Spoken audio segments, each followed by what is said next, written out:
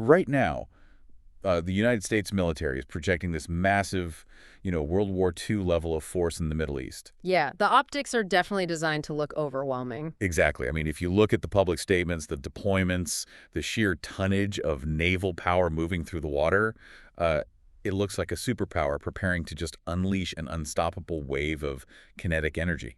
Right, but behind closed doors, it's a completely different story. Yeah, and the classified briefings, the logistical supply chains, the reality is they are quietly admitting they do not have enough interceptor missiles to survive hmm like a sustained weekend of fighting. It is the geopolitical equivalent of a hollowed-out oak tree. I mean, it looks massive and immovable from the outside, but if you actually tap on the trunk, you realize the structural integrity just isn't there to withstand a major storm. Wow. And the adversaries in the region are tapping on that trunk right now. Yeah, they really are.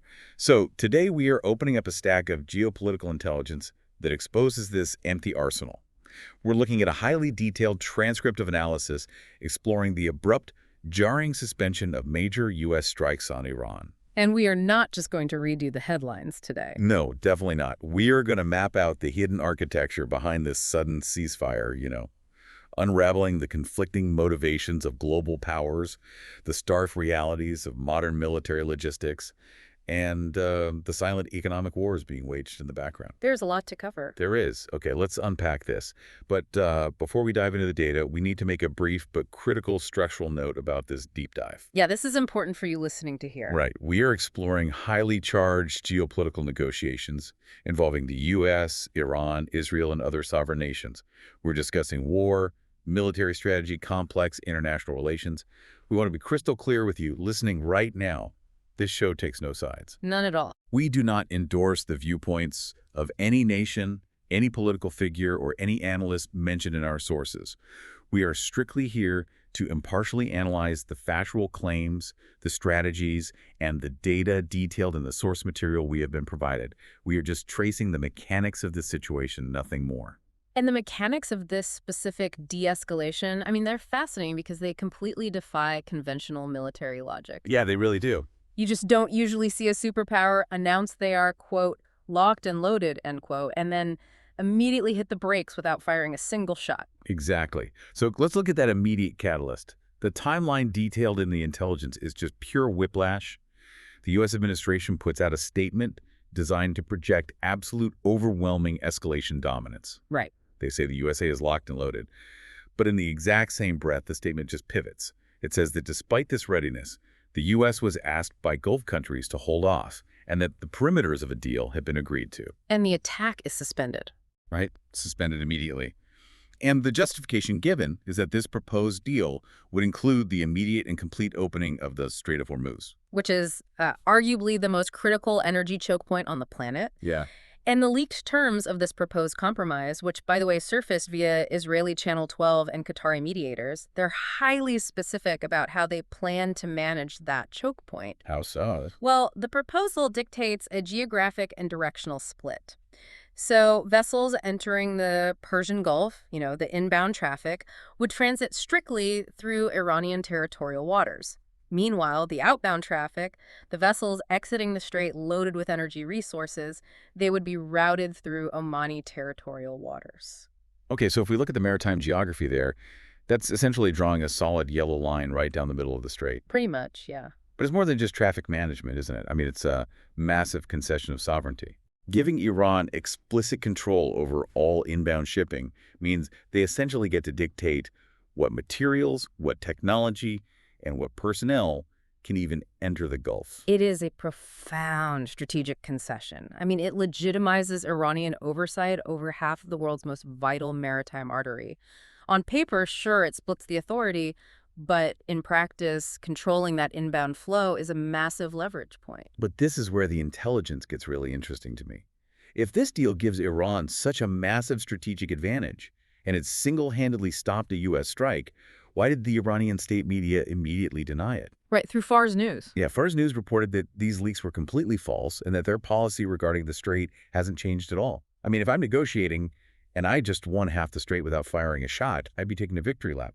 Unless, are they denying it to prevent the markets from stabilizing? That is precisely the mechanism at play here. The analysis in our sources highlights the behavioral psychology of high-stakes adversarial negotiations. Even if this leaked proposal is accurate and a framework is on the table, Iran will systematically deny positive news. Acknowledging progress relieves the pressure. Because the moment they say, yes, we have a framework, what happens? Yeah.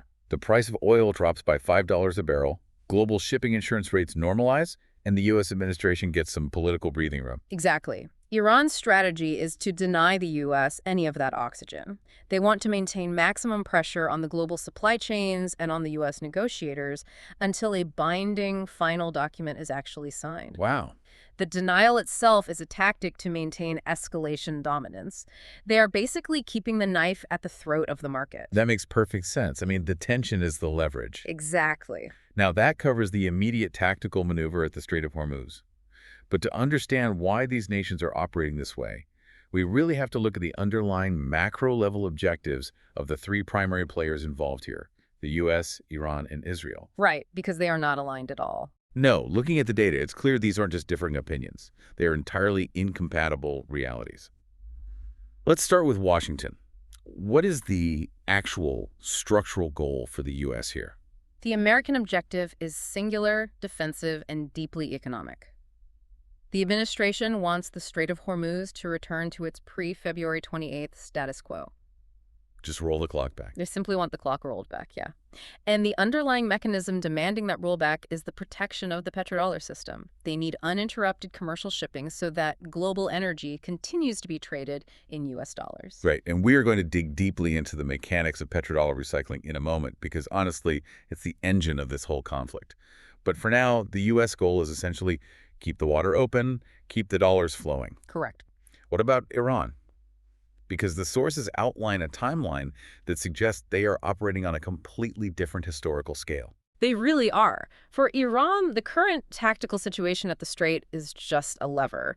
Their overarching existential objective is the complete removal of American military forces from West Asia, with a specific focus on the Gulf Cooperation Council, or GCC, countries. The GCC. Yeah, and they aren't just making demands, they are actively building the diplomatic architecture to replace U.S. influence. Yeah, the intelligence notes Iranian officials taking high-level meetings in Moscow with Vladimir Putin and in Beijing as well. Right. The stated goal is building a, quote, new post-war regional framework, which is just a fascinating choice of words. Post-war. It implies a lot. It implies they believe they are going to win the current geopolitical standoff and emerge in a position to rewrite the security architecture of the Middle East alongside Russia and China. And they're trying to codify that new architecture very quickly. The sources point to a specific Memorandum of Understanding, or MOU, currently in play. Okay, what's in the MOU? Well, Article 4 of this MOU dictates that within 30 days after a final deal is signed, American forces must withdraw from the proximity of Iran, which functionally means withdrawing from all those GCC nations. A 30-day withdrawal. Yeah, 30 days. I mean, if you look at the sheer logistical footprint of U.S. Central Command in the region, the bases in Bahrain, Qatar, the UAE, packing all that up in 30 days isn't a military withdrawal, that's a rout. It's an eviction notice. It's massive. Is that actually a feasible timeline, or is it just a maximalist anchoring tactic for the negotiation? It functions as an anchor, sure, but it also reveals their phased strategy. The sources outline that Iran views the expulsion of the U.S. as a necessary prerequisite. A prerequisite for what? Well, they believe that once the American military umbrella is removed from the region, the geopolitical balance shifts entirely. This would allow them to eventually tackle the Palestinian issue with the ultimate goal of establishing a sovereign Palestinian state. Okay, so they see U.S. regional hegemony as the primary roadblock to that outcome. Exactly. So the U.S. wants the water open for the dollar. Iran wants the U.S. evicted to rewrite the regional order. That brings us to Israel. Based on the intelligence covering recent White House meetings, Israel seems entirely disconnected from the shipping lane debate. Completely disconnected. The Israeli administration's sole focus, as detailed in the analysis, is the destruction of the Iranian regime, or at the absolute minimum, ensuring the permanent dismantling of their nuclear capabilities. So they don't care about the strait. The flow of commercial shipping through the Persian Gulf is just not an existential security priority for them compared to a nuclear-armed adversary. So we have a triad of completely mutually exclusive goals. The U.S. wants a localized economic status quo. Iran wants a massive regional power vacuum. Israel wants regime change. Yeah, it's a mess. If I want a sandwich, you want a new car, and the third guy wants to burn the building down, we can't negotiate a shared budget. No, you really can't. So how is anyone actually communicating when the foundational definitions of the conflict are this far apart? Well, they aren't communicating directly, which is where the systemic fragility comes in. The sources emphasize that the U.S. and Iran are relying entirely on a network of third-party mediators. Who are they using? Qatar, Turkey, and very specifically Pakistan. The inclusion of Pakistan is a crucial detail here. I mean, why is the Pakistani army chief singled out in the sources as the primary broker? It comes down to access and independence. The Pakistani military establishment maintains a highly unique geopolitical position. The army chief is identified as one of the very few individuals globally who has direct, unvarnished access to the highest echelons of both the U.S. administration and the closest advisors to the Iranian supreme leader. Wow. Plus, Pakistan is a nuclear-armed state with deep ties to the U.S. security apparatus, but they also share a massive, complex border and historical ties with Iran. But mediating a conflict of this scale entirely through back channels, I mean, it creates a massive disconnect. It does. If everything goes through an intermediary, it means the public posturing, the tweets about being locked and loaded, the press conferences, that's all entirely divorced from the actual text being passed under the table in Islamabad. Right. It allows for maximum rhetorical escalation without requiring immediate kinetic action. Okay. But that gap between rhetoric and reality brings us to the core revelation of these sources. The U.S. is demanding the strait be open. They have the largest defense budget on Earth. Right. Historically, when the U.S. wants a shipping lane open, they put a carrier strike group in the middle of it and dare anyone to shoot.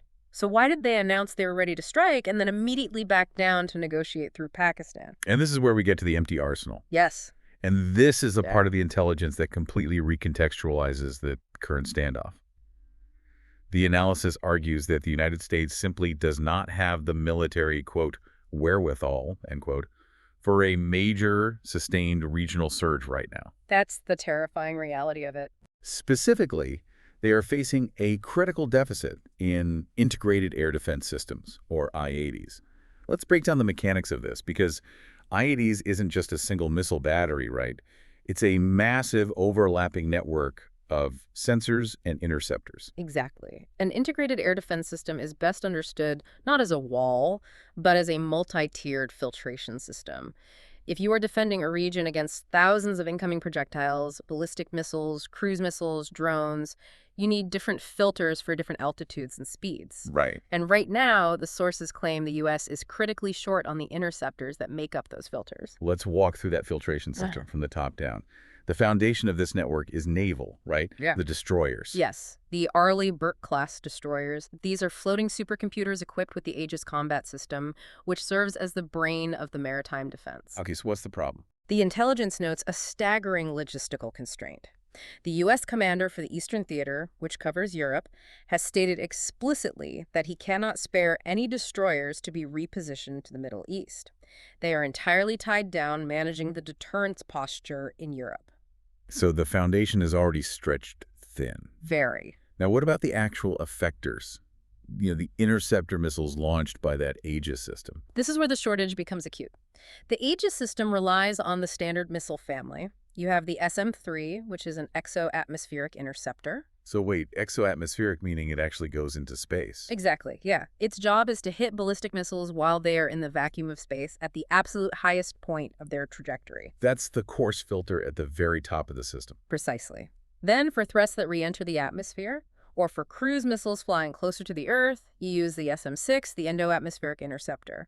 Both of these systems are marvels of engineering. They are phenomenally expensive, and according to the sources, the U.S. inventory is dangerously low. So if naval capacity is depleted, that burden falls to the land-based systems. Are those picking up the slack? They are trying to, but they face the exact same inventory crisis. The land-based equivalent for high-altitude defense is HAD, Terminal High Altitude Area Defense. Right, SOD. The sources state those batteries are also lacking sufficient depth. Then you have to integrate the Allied architecture, specifically the Israeli systems, the Arrow 3 for space intercepts, the Arrow 2 for the upper atmosphere, David's Sling for medium range, and the Iron Dome for short-range rockets. Going back to that filtration analogy you made, if you don't have enough SM-3s or Arrow 3s to catch the massive ballistic missiles in space, those targets survive and re-enter the atmosphere. Yes. And that forces your FOD and SM-6 batteries to do all the work. If those are depleted, the threats drop even lower, and suddenly your Patriot batteries and Iron Dome systems are completely overwhelmed by the sheer volume of debris and incoming fire. Exactly. The entire shield just collapses from the top down. That is the exact mechanical failure the U.S. is trying to avoid right now. The sources explicitly highlight that Patriot missile inventories are at a critical deficit globally. You cannot effectively defend the expansive airspace of the Middle East against a sustained, high-volume, multi-axis attack if every layer of your defense relies on interceptors you just don't have in the warehouse. And the intelligence adds another logistical bottleneck here, aerial refueling. The sources mention the U.S. has only managed to land 10 aerial refuelers at Ben Gurion Airport in Israel. Just 10. 10 is practically nothing for a theater of that size. Right. If you can't refuel your fighter jets in the air, they can't stay on combat air patrol. They have to return to base, which creates massive gaps in the radar coverage. Massive gaps. And the truly terrifying part of this analysis is the supply chain reality. Surge production for systems like the SM-3 or the Patriot, it takes years. You can't just mandate a factory in Arizona to crank out 100 exo-atmospheric kill vehicles by next month. No, the industrial base for advanced munitions is not designed for the consumption rates of a symmetric modern war. Peacetime production lines are incredibly brittle. It's like a poker player pushing all their chips to the center of the table while screaming threats. But everyone else at the table can plainly see their chip stack is mostly hollow. That's a great analogy. So the U.S. administration isn't negotiating because they want to. They are negotiating because if a regional war kicks off, their air defense magazines will run dry in a matter of weeks, leaving their forward operating bases and their allies completely exposed. Exactly. But if military constraints are half the handcuff, the sources suggest the economic constraints are even tighter. Oh, absolutely. If we connect this to the bigger picture, the economic side is even more precarious. Let's dig into the petrodollar recycling mechanism, because the analysis hinges on this vulnerability. The macroeconomic reality detailed in the transcript is stark. The United States currently carries a $40 trillion national debt, juxtaposed against a $32 trillion gross domestic product. The debt fundamentally outpaces the entire economic output of the nation. I mean, for a normal country, that ratio triggers hyperinflation and a total currency collapse. Yeah. How does the U.S. sustain that without the dollar imploding? Through the structural mechanics of petrodollar recycling. Because global energy is priced and traded almost exclusively in U.S. dollars, there is a structural, unyielding global demand for the currency. Right. When a nation like Japan or India needs oil, they have to buy dollars first. The oil exporting nations, the Gulf states, accumulate massive surpluses of these dollars. And they don't just put those dollars in a giant vault, they reinvest them. Exactly. They recycle those dollars by purchasing U.S. Treasury bonds. This creates a massive artificial global demand for American debt. Wow. It is the engine that allows the U.S. government to run trillion-dollar deficits to fund its military and its domestic programs without collapsing the currency. The dollar's status as the global reserve currency is anchored to the free flow of energy through choke points like the Strait of Hormuz. And if that flow is disrupted, or if nations realize they can buy oil without the dollar, the engine seizes up. The demand for treasury bonds plummets, interest rates skyrocket, and the $40 trillion debt crushes the economy. Yes. And the intelligence is explicitly warning that this bypass is already being constructed by the BRICS nations. The BRICS coalition, so that's Brazil, Russia, India, China, and South Africa, they are aggressively engineering financial architecture to bypass the dollar. The sources note that bilateral trade between Russia and China is already being conducted almost 90% in yuan. 90%. Yes. Iran is trading energy in yuan in rubles. Brazil is utilizing local currency and the yuan. They are systematically unwinding their reliance on the dollar. And the technology accelerating this is crucial here. The sources mention the development of BRICS Pay based on blockchain architecture. The goal here is to completely circumvent the SWIFT banking system, right? That's the ultimate goal, yes. Yes, because SWIFT is essentially controlled by Western financial institutions, which allows the U.S. to weaponize it through sanctions. If you build a blockchain-based ledger for international trade, Washington has absolutely zero visibility and zero veto power over those transactions. Precisely. It is a parallel financial ecosystem, and the scale is what makes it an existential threat to the American economy. The sources connect this financial pivot to the Belt and Road Initiative, which encompasses 148 countries. 148 countries. Yeah. If you transition the trade of 148 nations into local currencies or the yuan, the velocity of the U.S. dollar plummets. Right. The stark warning in the analysis is just mathematical. If even 30% of global trade permanently circumvents the dollar payment system, the United States loses its financial hegemony. The empire fundamentally sinks because it can no longer afford to finance its own debt. So if we look at the strategic board, the U.S. can't launch a massive air campaign because they are out of specialized interceptors. And they can't risk a localized disruption of the strait because if the oil stops flowing in dollars, the BRICS alternative accelerates and the debt-based economy unravels. They are paralyzed. They are paralyzed by their own supply chains and their own balance sheet. This perfectly sets up the next major shift in the intelligence. If the U.S. is functionally paralyzed, that creates a window of impunity. And looking at the data from the past week, Iran isn't just watching that window, they are climbing right through it. They really are. They have entirely abandoned their historical tit-for-tat strategy. Yes. For years, the operational dynamic was highly reactive. A U.S. proxy would strike, an Iranian proxy would retaliate. It was a managed cycle of escalation. But the sources highlight a massive, fundamental shift. Iran has transitioned to proactive escalation dominance. Proactive. Yes, they are initiating pressure on multiple geographically distinct fronts simultaneously to stretch those already depleted U.S. resources to their absolute breaking point. The intelligence details specific, proactive strikes against Jordan and Kuwait. Now, on the surface, Jordan seems out of the immediate conflict zone. Why target Jordan? To understand the Jordan strikes, you have to follow the logistics trail detailed in the transcript. The immediate catalyst was a joint U.S.-Saudi strike on the Iraqi Popular Mobilization Forces, the PMF, which resulted in roughly 20 killed and 33 injured. Okay. Concurrently, Saudi Arabia is heavily engaged against the Houthis in Yemen, who have effectively interdicted commercial shipping in the Red Sea. So the regional tension is just spiking everywhere, but how does that lead to missiles hitting Jordan? It comes down to asset relocation. According to the analysis, the U.S. recognized that their military assets stationed in Kuwait and Bahrain were too close to the Iranian border. They were vulnerable to short-range, rapid response strikes. So they moved them. Yeah. To preserve those assets, the U.S. moved them out of the Gulf and relocated them to Jordan, which is roughly 1,000 kilometers away. If I'm reading this geopolitical map right, moving those assets isn't just about finding a safe harbor, it's a massive logistical vulnerability. Exactly. By moving 1,000 kilometers away, the U.S. lengthened its own supply lines and response times.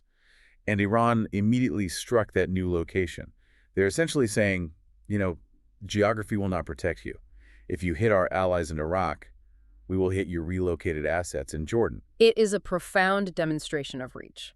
And the strikes on Kuwait serve a different but equally aggressive strategic purpose. The sources state that Iran is subjecting Kuwait to daily strikes. Daily kinetic pressure. Yeah. I mean, why the intense, sustained focus on Kuwait specifically? Because Kuwait represents the most viable geographic and infrastructural staging base for any potential U.S. ground troop operation into the region. Oh, okay. It has the deep-water ports, the air bases, and the highway networks required to move heavy armor. Furthermore, the analysis points out a specific diplomatic maneuver. The Kuwaiti foreign minister recently spent several days in Pakistan. Pakistan again. The primary back-channel mediator. What is Kuwait doing there? They were actively trying to negotiate and secure a defense agreement with Pakistan, modeled on a similar pact Saudi Arabia ratified in 2023. Wow. So, from the Iranian perspective, Kuwait is not just a potential launching pad for a U.S. invasion. They are actively shopping for new military alliances to harden their position. So the daily strikes are a blunt, kinetic warning to Kuwait City. Do not facilitate U.S. ground forces, and do not rely on foreign defense pacts to shield you from our proximity. Precisely. But this raises a massive strategic question for me. Here's where it gets really interesting. If Iran is actively poking the bear by hitting Kuwait daily, practically daring the U.S. to respond, and Kuwait is the ideal base for a ground operation, Why are the analysts in the intelligence so confident a U.S. ground operation won't happen? If the air defense magazines are empty, isn't a ground campaign the only remaining military option? Well, the sources rely heavily on the strategic framework of political scientist John Mearsheimer to explain why a ground war is effectively impossible. The specific concept discussed is the strategic trap of a limited aim ground war. A limited aim operation. Meaning, instead of trying to conquer the entire nation of Iran, the U.S. would go in with a smaller force just to secure a specific objective, like seizing the coastal territory along the Strait of Hormuz to keep the shipping lanes open. Why wouldn't that work? Mearsheimer's theory, applied to Iranian topography, demonstrates why limited aims always escalate into total attrition. First, you have to look at the geography. Iran is protected by the Zagros Mountains, a massive, rugged, highly defensible natural fortress. Right. You cannot simply roll armored columns across the border like in the plains of Iraq. Second, Iran has spent decades constructing an incredibly vast network of subterranean missile silos and military bunkers. So even if the U.S. achieved total air superiority and bombed every visible airfield, the actual threat remains completely intact underground. Precisely. If you send a limited ground force in to secure a coastline, they will immediately be subjected to sustained coordinated attacks from entrenched positions and underground facilities that air power cannot eliminate. A limited operation immediately devolves into a devastating multi-year war of attrition that the global economy just cannot sustain.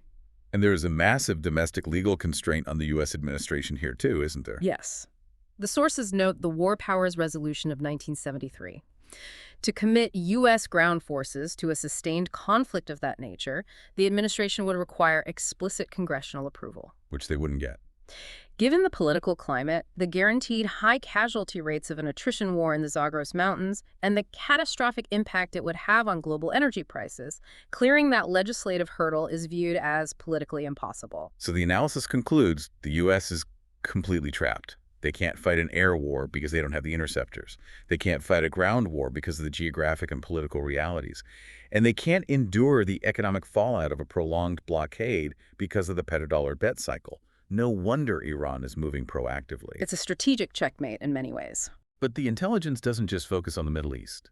To truly grasp the stakes, we have to look at how this paralysis is triggering shockwaves in entirely different theaters of war. Let's examine the Caspian Sea anomaly. This incident is perhaps the most revealing data point in the entire transcript. It illustrates the sheer interconnectedness of global military logistics. It is a truly bizarre event. The sources detail a Ukrainian military strike on an Iranian commercial vessel. But this didn't happen in the Black Sea or the Mediterranean. It happened in the Caspian Sea. To contextualize this geographically, the Caspian Sea is an inland body of water. It is bordered entirely by CIS countries. Right. The Commonwealth of Independent States, primarily post-Soviet republics, Russia, Kazakhstan, Turkmenistan, Azerbaijan, and Iran. Historically, the Caspian Sea has been a completely demilitarized zone regarding international conflict. It's an inland lake used for regional commerce. So my question is, why on earth is Ukraine hitting Iranian commercial ships in the Caspian Sea right now? It feels completely disconnected from the front lines of the Donbass. What is the tactical logic? You have to look at the resource deficit we discussed earlier. The logic is driven by the global shortage of interceptor missiles.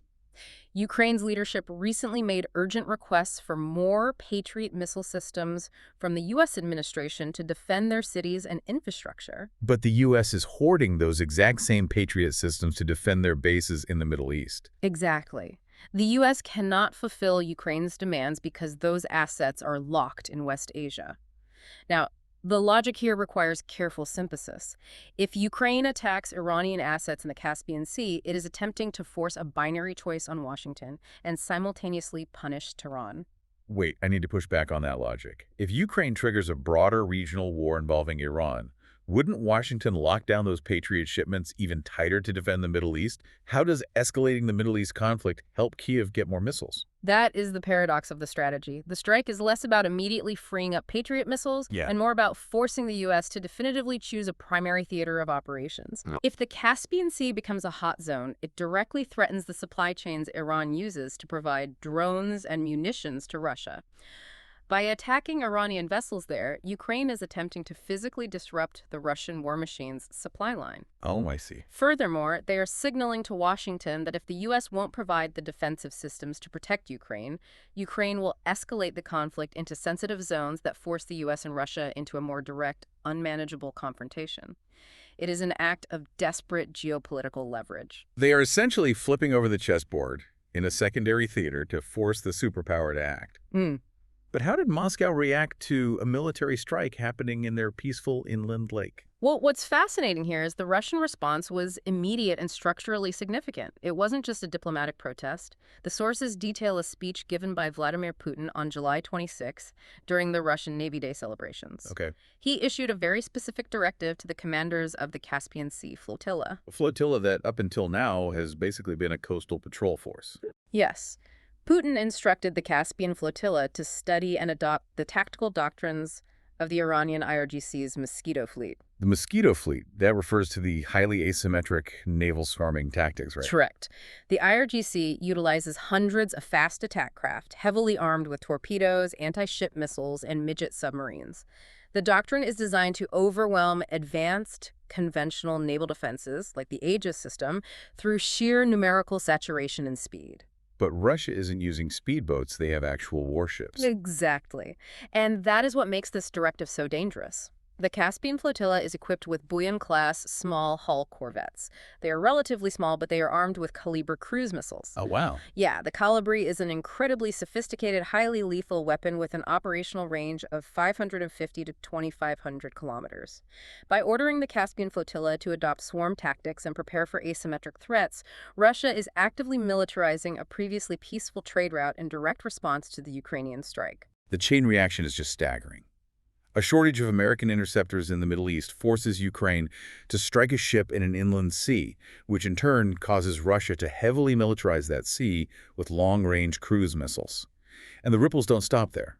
The intelligence also highlights sudden, unexpected military friction on the Syria-Iraq border. Yes, the transcript details Syrian authorities alerting the government in Baghdad about suspected PMF, popular mobilization forces, activity along their shared border. Right. There are reports of a Syrian military drone entering Iraqi airspace, being engaged by pro-Iranian PMF anti-aircraft fire, and retreating. Furthermore, Syrian military infrastructure is rapidly being established in border towns that were previously quiet. If the PMF is pro-Iranian, and the Syrian government has historically been allied with Iran, why are they suddenly shooting at each other? The analysis points to external agitation. This is viewed as another attempt by global powers, likely elements within the U.S. or allied intelligence networks, to drag neighboring nations into the fray. To what end? The goal is to ignite multiple distracting brush fires. If Iranian proxy forces in Iraq are suddenly forced to secure their western border against Syrian incursions, it stretches Iranian command and control, depletes their resources, and significantly complicates their strategic calculus. It's a deliberate strategy to introduce friction into the Iranian network. It is a breathtakingly complex, multidimensional war of logistics and leverage. We have covered a massive amount of ground today. Let's pull all these threads together and look at where things stand right now at the end of the intelligence file. The immediate kinetic threat of a massive U.S. strike has been paused, hanging entirely on these opaque negotiations over the Strait of Hormuz. Negotiations that are occurring completely in the dark, managed by Qatari and Pakistani mediators, while both primary adversaries continue to posture aggressively in public. And the diplomatic temperature is not cooling down.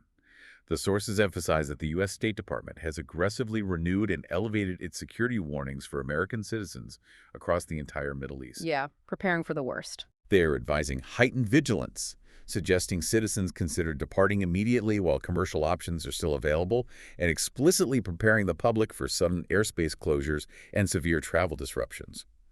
The machinery of a major conflict is fully operational. It is simply idling on the runway. The entire region remains incredibly volatile, precariously balanced on the edge of the logistical shortages and the macroeconomic handcuffs we have dissected today. So why does all of this granular geopolitical data matter to you, listening to this right now? It is very easy to look at strikes in Kuwait or naval maneuvers in the Caspian Sea as distant, abstract events, lines on a map thousands of miles away. But the outcomes of these backdoor negotiations directly dictate the physical reality of your daily life. They absolutely do. The uninterrupted flow of energy through the Strait of Hormuz dictates the price you pay to heat your home. It dictates the transportation costs embedded in every single physical good you purchase. And most profoundly, as we discuss with the petrodollar recycling system and the rise of the BRICS blockchain alternatives, these geopolitical maneuvers are actively determining the future purchasing power of the currency sitting in your checking account. It's all connected. We are watching the agonizing, real-time birth of a multipolar financial system, and the labor pains are these regional proxy conflicts. It represents a fundamental generational shift in the global balance of power. And before we conclude this analysis, I want to unpack one final, profoundly unsettling detail extracted from the very end of the source material. I'd like to. It is a detail that hints at the long-term institutional consequences of this global shift. The analyst in the transcript highlights a specific clause buried deep within the National Defense Authorization Act, the NDAA, slated for 2027. The NDAA is the massive annual piece of legislation that funds and structures the entire United States military. What does this specific clause mandate? According to the intelligence provided, this clause explicitly anticipates a future scenario where American military forces are eventually pushed out of West Asia, which is exactly the maximalist demand Iran is making in their 30-day MOU. Right. The text claims that if American forces eventually withdraw from the Central Command Theater, the remaining American military elements, along with the CIA operational apparatus in West Asia, would be structurally merged under the direct command of the Israeli Prime Minister. Wait, I need to make sure I'm understanding the mechanics of this claim. The source is stating that United States military personnel and American intelligence officers would be legally placed under the command authority of a foreign head of state. That is the explicit claim detailed in the source material regarding the NDAA of 2027. How is that legally or constitutionally possible? I mean, the entire structure of the U.S. military is based on the chain of command terminating at the U.S. president, the commander-in-chief. To subsume American forces under the operational control of a foreign leader, even a staunch ally, completely redefines the concept of national sovereignty. It really does. It would require unprecedented status of forces agreements and a fundamental restructuring of combatant command authority. It raises profound, paradigm-shifting questions about the future of military alliances. What happens to the concept of national command authority when a superpower's military apparatus is legislatively primed to be absorbed by an allied nation in the event of a strategic retreat? It's wild to even think about. If this intelligence is accurate, it suggests that the architects of U.S. defense policy are quietly preparing for a reality where the United States can no longer sustain independent hegemony in the Middle East and are attempting to legally fuse their remaining footprint with the regional power of Israel. That is a staggering concept to process. It means that the current conflicts we are analyzing aren't just about shipping lanes or proxy skirmishes. They are the catalyst for a total rewriting of how sovereign nations deploy and command their militaries. Exactly. It's like we started this deep dive looking at a broken X-ray machine, trying to find a clean, simple fracture, like a dispute over who gets to check IDs at the Strait of Hormuz. But the deeper we analyze the logistics, the interceptor shortages, the economic debt cycles, the more we realize that the entire skeletal structure of global geopolitics is shifting in ways we are only just beginning to comprehend. The X-ray is broken because the patient has entirely changed species. The world we're entering right now will not operate by the logistical or economic rules of the world we're leaving behind. The unipolar moment has fractured. And we will be right here to pull apart the intelligence and try to make sense of the new rules when the next red alert flashes across the board. Thank you so much for taking this deep dive with us today. It's been an incredibly dense journey through the mechanics of modern conflict, and we appreciate you being here to unpack the architecture with us. Stay curious, stay informed, and we will catch you on the next one.